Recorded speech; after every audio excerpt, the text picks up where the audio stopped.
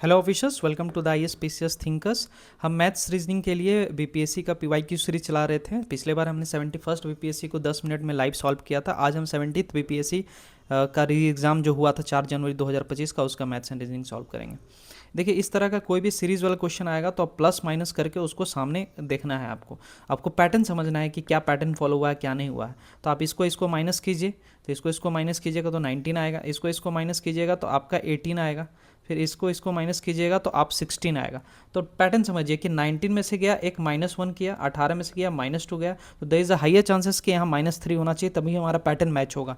तो अगर हम -3 करते हैं तो सोचिए यहाँ 13 आएगा, तो आप 13 64 में माइनस करके देखिए तो कितना आएगा, तो 51 आएगा। तो फिर इस चीज़ पैटर्न को हम चेक करने के लिए अब हम इसमें माइनस कर रहे हैं। तो 13 3 हुआ तो 4 माइनस होना चाहिए, तो 9 होना चाहिए। ठीक है, तो 9 आया। और फिर हम उसको अब 9 करके पैटर्न चेक कर लिए, तो ऑब्वियसली 51 में से माइनस करेंगे 42, तो हमारा पैटर्न चेक हो गया, तो 51 होगा इसका आंसर। ठीक है, 1 2 3 -4 वही पैटर्न है। ठीक है, तो ऐसे आप पैटर्न वाले कोई भी क्वेश्चंस को ऐसे हैंडल करना है। अब देखिए ट्रायंगल का है, ट्रायंगल का कैलकुलेट करना है। तो एक सबसे बड़ा वाला ट्रायंगल एक हो गया, छोटा छोटा आप करते हैं 2 3 4 5 6 ट्रायंगल हो गया टोटल। फिर अब हम दो स्मॉल वाला है, ये 7 और एक 8, तो 8 ट्रायंगल हो गया। अब देखिए 8 ट्रायंगल होने के बाद अब हम जो मिक्सअप वाला ट्रायंगल है उसको कैलकुलेट करते हैं। ठीक है, देखिए मिक्सअप वाला ट्रायंगल, तो 8 होने के बाद एक ये 9, ठीक है, एक ये पोर्शन 10, ठीक है, फिर एक ये पोर्शन 11 और फिर एक पोर्शन 12, तो 8 + 4 = 12 ट्रायंगल हो गया। सिंपल, इतना टेंशन नहीं लेना है। अब देखिए ये क्वेश्चंस जो भी क्लॉक वाला किसी तरह का क्वेश्चन आएगा, उसका एक फॉर्मूला होता है, थीटा = 30h - 11m/2। और आवर जो होता है, आवर है ये मिनट को शो कर, आवर में हम सबसे पहला वाला लेते हैं। ठीक है, तो ये फार्मूला रट लीजिए, फार्मूला रट लेना है। अब बोल रहा है कि कोइंसाइड, वही कॉन्सेप्ट थीटा, जब कोई चीज़ उससे कोइंसाइड करता है तो एंगल कितना बनता है, तो 0 30, और h हमने लिया 2, 30 × 2 - 11। अब m हम वैसे ही रहने देंगे, m का ही वैल्यू निकालना है, तो हमारा निकल जाएगा कि कितना एग्जैक्टली कब उस टाइम पे क्लॉक पे वो कोइंसाइड किया है, 2। तो अब हम इधर बाहर लाएंगे 11m/2 और 30 × 60। अब m = 60 × 2/11, आपका हो गया 120/11। अब हम इसको तोड़ करके पूर्णांक वाला वैल्यू में लिखेंगे, तो देखिए 11 10 10, तो 10 10 11, 10 10 आपका 100 और 100 एक आपका हो गया 11 10 आपका 110, 110 120/11 हो गया ना। देखिए आ गया, 2 से पास करके इतना मिनट पे आपका कोइंसाइड करेगा। सिंपल हो गया। अब नेक्स्ट क्वेश्चन देखिए, सर्कल को है, बोल रहा है सर्कल हमने लिखा है RICELC। अब पैटर्न समझिए, पैटर्न समझ पा रहे हैं, इसको इस तरीके से चेंज किया, इसको इस तरीके से चेंज किया, और उसी तरीके से R इधर आ गया, C इधर आ गया, I इधर सेम है, C इधर आ गया, E इधर आ गया। तो ठीक उसी तरीके से उसी पैटर्न पे हम स्क्वायर को लिख देते हैं। ठीक है, S इधर आएगा, ये इधर आएगा, तो US और Q बीच का बीच जैसे रह जाएगा, यहाँ E आ जाएगा और R का R रहेगा और A रहेगा, तो UQSERA आ गया।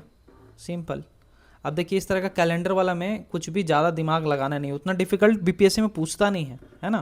तो जनवरी 1 2008 बोल रहा है, ट्यूसडे है। ठीक है, ट्यूसडे है, तो फिर वही सेम डेट है, डेट चेंज नहीं हुआ। डेट चेंज होता है तब ऑड डेज हम निकालते हैं। ठीक है, डेट चेंज नहीं हुआ है। और बोल रहा 2009 में क्या होगा, तो एक फॉर्मूला मैं बता दे रहा हूँ। अगर कोई भी लीप ईयर है, सेम डे अगर चेंज हुआ है और डेट नहीं चेंज हो रहा है और सेम रिवर्स हुआ और अगले साल पूछ लिया है, तो लीप ईयर में हम +2 कर देते हैं। और अगर लीप ईयर ना हो, सिंपल नॉर्मल ईयर हो, तो +1 हो रहे हैं जब अहेड जाएंगे तो। और अगर पीछे जाएंगे, पीछे अगर हम जा रहे हैं तो -2 हो जाएगा, और पीछे अगर नॉर्मल ईयर में जा रहे हैं तो -1 हो जाएगा। तो ये अहेड 2008 से 2009 हम अहेड जा रहे हैं, तो अहेड में हम +2 करेंगे, क्योंकि 2008 हमारा लीप ईयर था। ठीक है, और अगर मान लीजिए लीप ईयर नहीं होता तो सिर्फ +1 करते हैं। तो लीप ईयर था 2008, तो हम +2 करेंगे। तो आपका ट्यूसडे है तो +2 करेंगे ट्यूसडे में, तो ट्यूसडे वेडनेसडे थर्सडे, +1 +2 तो थर्सडे हो जाएगा। सिंपल, उतना लंबा लिफाफा है ही नहीं भैया, इतना सोचना ही नहीं है। चलिए देखिए next question, if triangle represents man, ये ट्राइंगल जो है वो मैन है। ठीक है, फिर बोल रहा है रेक्टेंगुलर रिप्रेजेंट्स बिजनेसमैन, रेक्टेंगुलर जो है वो बिजनेसमैन है, बिजनेसमैन है, ये बिजनेसमैन, ये मैन। और फिर सर्कल बोल रहा है मिलियनर, ये सर्कल बोल रहा है मिलियनर, ठीक है। Which number represents man that are both businessman, man businessman हो, ये मैन वाला ट्राइंगल है और बिजनेसमैन भी हो, तो बिजनेसमैन ट्राइंगल है, तो इस वाला सेक्शन को अभी हम देख रहे हैं जो ट्राइंगल रेक्टेंगल में लाई कर रहा है। और फिर बोल रहा है कि बोथ बिजनेसमैन और मिलियनर भी होना चाहिए, तो ये फिर सर्कुलर वाला में आएंगे। तो तीनों चीज़ का कोलिजन क्या हो रहा है इस वाले पोर्शन में, इस वाले पोर्शन में, तो 10 वाला हो गया, सिंपल।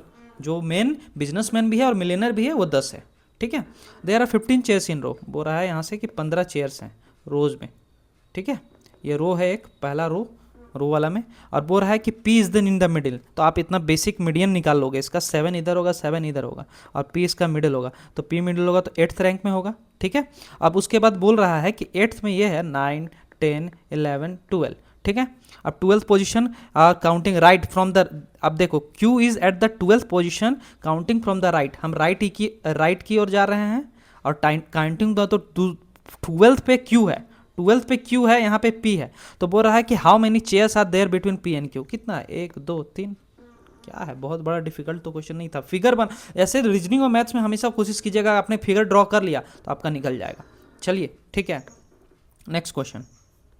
राज ट्रेवल एक्स पॉइंट एक बनाते हैं, एक है, बोल रहा है कि राज जो है ट्रेवल करता है पॉइंट एक्स से स्ट्रेट टू वाई, स्ट्रेट हम कर रहे हैं पॉइंट टू वाई, ये वाई तक ट्रेवल किया at a distance of 80 metre, यहाँ 80 मीटर डिस्टेंस पे किया है, ठीक है।